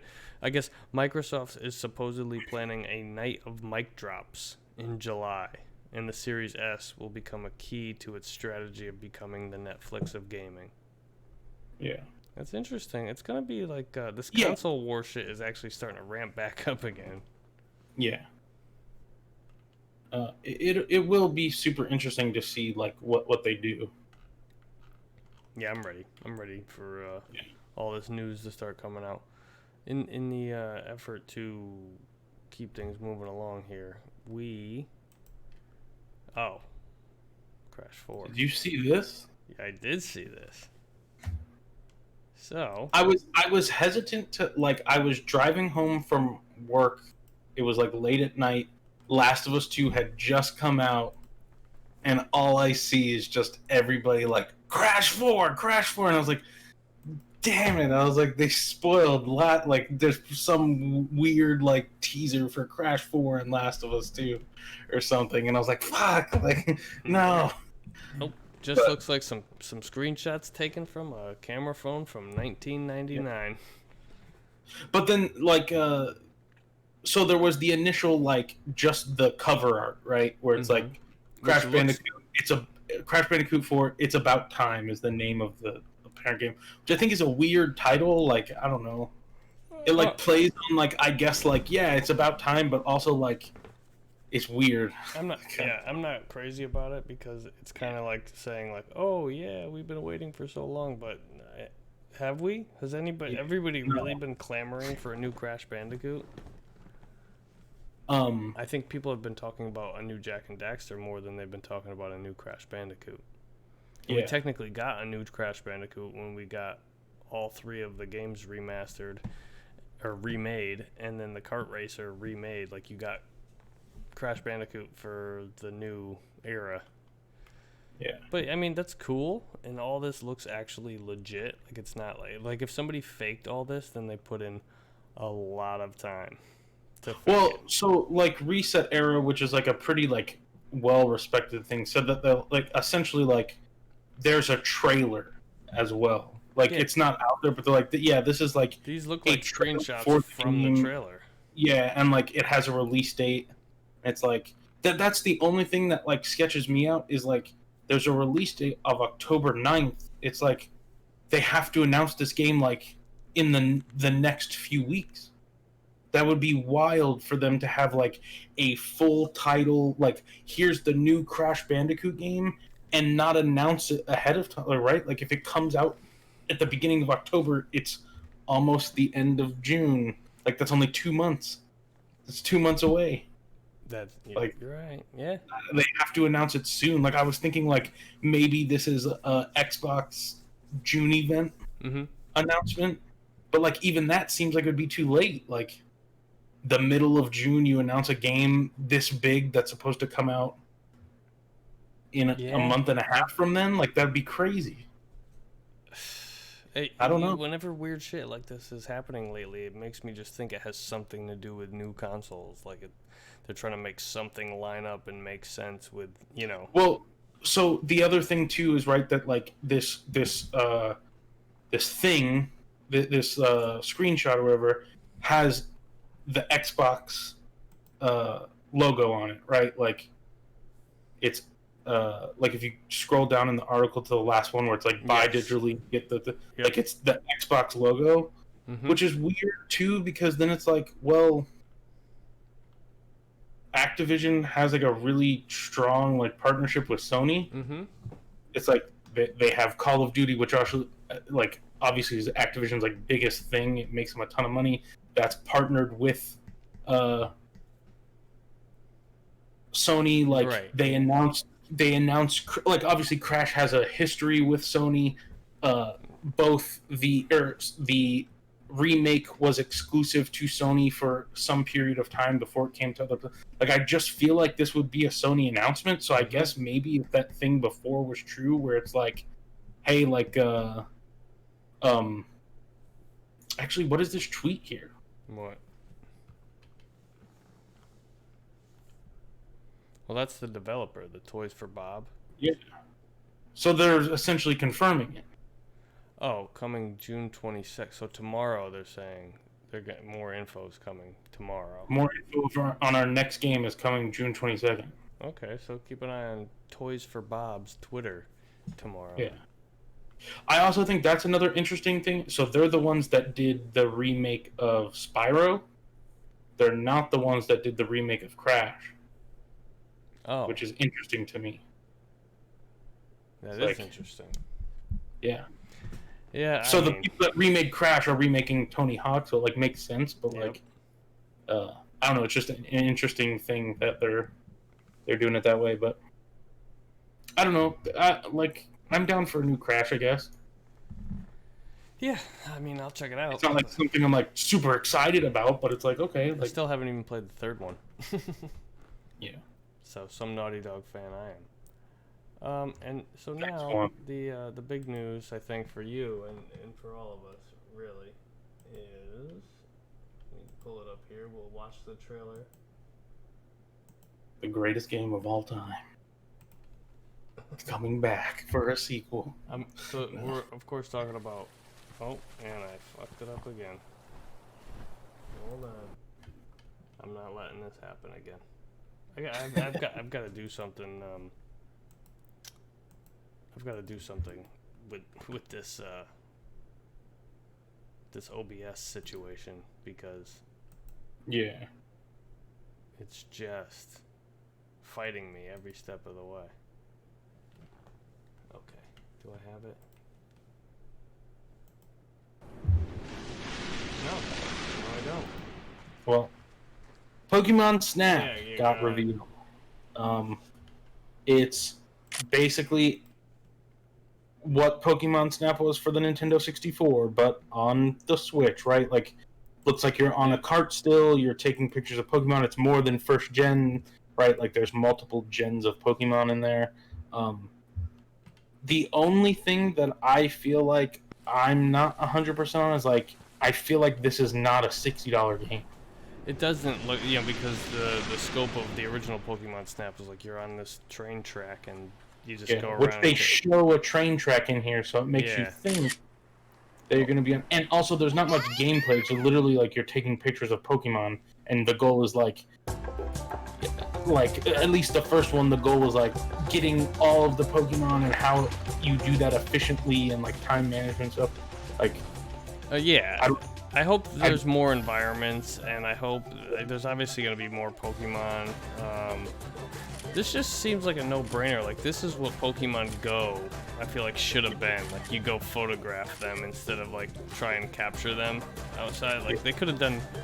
This would have been a really good mobile game that utilizes augmented reality, and, but you could do it with the Switch, too. I hope, like, it's going to be like this, like, if you're holding... Take a picture with the... The one, I think maybe the bigger thing that I took out of this is it's like, because people have been asking for this since the Switch came out. It's like, where's Pokemon Snap? Pokemon Snap makes so much sense. That's what they should do, blah, blah, blah. Right? And it's like, I feel like with the Switch, Nintendo has really gotten back to, like, they're doing all the things that, like, everybody wants. People want them to do. Mm-hmm. It's like, hey, like, what if we just made, like, a really good Zelda game, but then also, like, remember Super Mario 64, everybody? Like, what if we just made, like, a sequel to that that's also really good? And then, like, oh, everybody loves Metroid. Here's Metroid Prime 4. Yep. We're going to do a new side-scrolling Metroid, too, and blah, blah, yeah, like, blah, everybody's blah. always wanted a console version of Pokemon. Okay, here's that. But then here's also remakes of Red and Blue. Mm-hmm. Like, it just seems like they're doing, like, oh, everybody loves Smash. Here's all the characters you could possibly imagine. Like, it just seems like with the Switch, they're doing, like, anything and everything that, like, the Nintendo fans are asking for. It's like, here's Luigi's Mansion 3. Nobody was asking for that, but it's really good. And do you think that there's a chance that Nintendo this time around could launch, like, a more powerful, mid-generational console right alongside with the new consoles? Because I think now is a better time than ever in their history to do something like that, because they have so many dedicated people that are just like, yeah, I want my games to look better. Yeah, I want to be able to compete. Like, yes, I want to play Apex on the go with, like, better graphics and frame rate and all this. Like, it's like there are those people, but then it's like you can't buy a Switch right now because it's sold out everywhere. Because people just want a Switch. Mm-hmm. Like, so I feel like it's like, it'd be dumb for them to, like, isolate their own audience like that. Yeah, here's a more powerful one, like, because you asked for it, but then also there's people that can't even get the original one. Like, it's just... Well, I mean, a more powerful console would effectively drop the price a little bit on the... Yeah, but it's like people can't even get the... That's what I'm saying. It's like, it's just like, it's in such high demand. Nintendo can't make them fast enough. That I think that, like, they ride out the wave of, like... Of that first. Switch is extremely popular. People don't care if it's not as powerful. They just want to play our games. Yeah, like, that's true. I feel like we talk so much about, like, Sony first party because it is really good, but, like, nobody holds a candle to, like, Nintendo first party. It's, like, insane, right? It's like... Yeah, and it's almost kind of weird because, like... Mario, Pokemon... Right, because you got companies like Sony and Microsoft, but, like, people putting out these very thoughtful, like carefully written pieces of contemporary art, right? No, hands down, like your God of War and Last of Us, and even games like Infamous and Gears of War. If you want to cross over into Microsoft territory, like these really immersive, great stories being told, and Nintendo's just over here like, yeah, no, the princess, Bowser got the princess. Yeah. Go get her. Or like, It's like- here's Animal Crossing. Go like decorate your town. I guess what I'm saying is I wouldn't use the term nobody can hold a candle to their first party. I guess if you're talking about like the popularity aspect but just of the it, amount. yeah, but I mean like the variety and amount. like- It's crazy. it's like, man, these guys don't even have to try. They just have to give you like 2 new Mario Kart courses and everybody like wets themselves, you know? Yeah. So, yeah. They don't really need a more powerful console. I guess that's Yeah, the but it's point of like the story. I was trying to find an updated number, but like we'll just go off this one because I think this one speaks to like how it's like at the end of April, right? Which basically essentially gave Animal Crossing a month of sales because it came out at the end of March. Mm-hmm. So like at the end of April, Animal Crossing had sold 13.41 million copies. And that's not including digital. That's only physical copies, right? Like, What is the number that's- again? at the end of April, it was at 13.41 million, which is like better than 99% of any other company's best-selling first-party games. Yeah. Like, I think Spider-Man is Sony's best-selling first-party game for the PS4, and like, Yeah. I don't think it. Yeah, it's like, as of, yeah, like it's like it's the best-selling game at 13.2 million, which Animal Crossing was there in like a month. You know what I mean? Like, I don't know. I just feel like it's like they don't need to do anything, right? Like they don't. Yeah. They just if they just keep making games, it's like this. They just put out Pokemon Snap. You know how much people are going to buy this game? Like, everybody that's a Pokemon fan is going to buy Pokemon Snap. Like, So what's I one more time? The total number of Animal Crossing sales is 13.9 million that you have. 13.41 million, and that was as of April 26th. So that's basically the first 6 weeks of its release. It was at 13.41 million. That's crazy. Yeah. Yeah, that's crazy.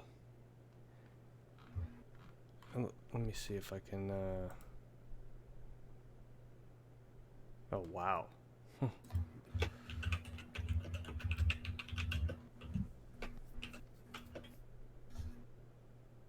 So wow. Okay, I'm looking at this list here now. I'm just wondering, like, which ones realistically is this going to be able to like dethrone? It's like Red Dead 2. 31 million in sales, and that's only been out since October But that's of multiple 2018. platforms, right? That's true too. Yeah, multi-platform. So, like, according to the list that I have, Uncharted 4 is the highest selling PS4 game with 16 million sold. 16. Yeah, 16 million. And Animal Crossing was like almost there in 6 weeks. Yeah. Wow. You know what I mean? Like, okay, for example, right? Like, I mean, like I said, Sony's first party is really, really good, right? Like Horizon, 10 million, Last of Us, 10 million, God of War, 10 million, Spider-Man, 13.2, See, Uncharted. I don't know this list that you have. I've got 20 million for The Last of Us. That's across But that's- PS3 and PS4. Yeah, so I'm only counting PS4. So this is the Last of Us remastered has sold 10 million, Okay. and this breaks down like the sales breakdown of like per region and stuff. I don't know when the last time this was updated, but like it seems to be accurate. Like, Yeah, when you get up here with like by platform, it's like Nintendo kind of dominates with Yeah. Switch and even Wii U numbers. Like, it's crazy. How many people bought the Wii U? 20. There was only like Oh no, sorry. what? These are mostly Wii games. I'm sorry. Jesus Christ, Wii Sports. 83 million almost. So yeah, like it's just super interesting. Like okay, once again, these are Wikipedia pages, so like take them with a grain of salt if you want. But like I have the PS4 list versus the Nintendo list, and it's like, so you look at like okay, let's just take everything over 10 million. So like first party, it's like Horizon, Last of Us Remastered, God of War, Spider-Man, and Uncharted are 10 million plus in sales. Yes. The Switch, it's like Super Mario Party, Splatoon 2, Pokemon Let's Go, Animal Crossing, Pokemon Sword and Shield, Super Mario Odyssey, Legend of Zelda Breath of the Wild, Smash Ultimate, Mario Kart 8 Deluxe. Yeah. It's like it's crazy. It's untouchable. Their first party lineup is untouchable. And like when you look at like, and this is just the best selling games on the Nintendo Switch. The first like, the first 20 are first party games. That's crazy. Like, when I go to the PS4 list, it's like Grand Theft Auto is number 1. Yeah. Then like number 4 is The Witcher 3. You know, like Monster Hunter Worlds is number 9. Like Final Fantasy VII Remake, like Persona 5 is kind of first party, I guess. It's like they're not even. It's like not even close. Right. Like I feel like Nintendo's first party is just. It's like crazy. And like really like 21, I didn't count. It's like Mario and Rabbids, which I think you could consider a first party game. Like it was made by Ubisoft, but it's like only there because Nintendo, right? Like, well, yeah, you're not playing that anywhere else. So like really like 22 is the first. Like Octopath Traveler is like a Square game that they put on the Switch. Like, yeah, that's the first one. That's like not. Like, that's their whole thing, and that's I think you've driven the point home that Nintendo really has no good reason to start selling a new piece of hardware yet. They really just there's no reason for them to do it. It just keeps selling the Switch. Like, it's crazy. Yeah. I'm over here closing windows because we're just at about an hour, and I'm ready to be done with this episode because I'm getting tired, and I'm dying to know what happens next. You know what I'm talking about. I'm about to fire it up. You gonna play tonight or?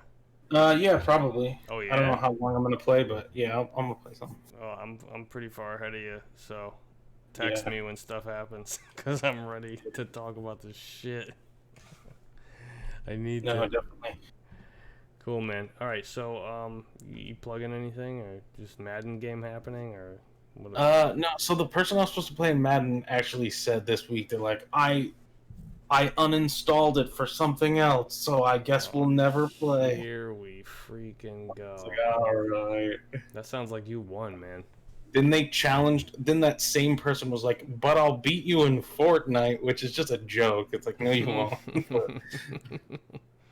1v1 me, scrub. Yeah. That's it. All right, man. But, well, yeah, so no Madden tournament, unfortunately. Yeah, unfortunately. I might get into some streams depending on the results of my test. I'm still waiting to hear. Maybe I'll do some streaming next week, but yeah, man, it was cool. 2 hours, shit. We just kind of rambling about video games. That's what we do here at Don't Hate the Podcast. Hopefully next week Mike will be back with us. But until then, let's see. Just keep on not hating each other. That's the best message right now. Wear a fucking mask outside. Like, don't be a bitch. Wash your hands. Yeah. Wash your nasty asses too. Take a shower, scrub. Move out of your mom's basement. All right, man. So that was fun. I'm gonna end this stream now. So say your goodbyes because we're going off in 3, 2, Peace. 1. Later.